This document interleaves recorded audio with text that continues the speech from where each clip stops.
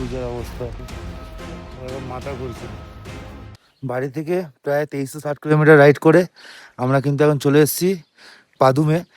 এই পাদুমে কিন্তু Zanskar ভ্যালির main town.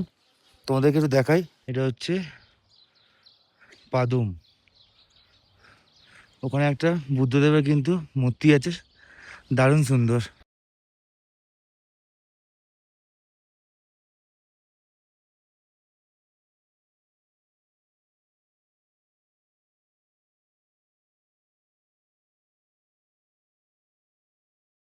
আর এখানে এসে কিন্তু পূজার শরীরটা কিন্তু একটু খারাপ হয়ে গেছে, ওর মাথা ঘুরছে, তাই কিন্তু আমরা এখানে দাঁড়িয়ে পড়েছি। পূজার অবস্থাটা দেখো, এই হচ্ছে পূজার অবস্থা,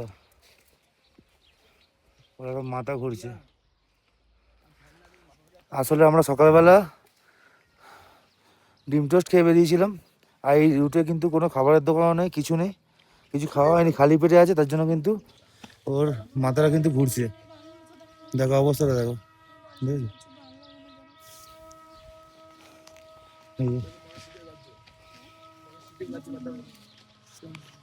এই হচ্ছে পূজার অবস্থা। আমাদের কাছে কোনো অপশান নেই, আমাদের কাছে চকলেট ছিল, চকলেট আর জল ওকে দিয়েছি, একটু রেস্ট নিচ্ছে, রেস্ট নিই, তারপর কিন্তু এখান থেকে আবার রাইডটা আমরা স্টার্ট করবো।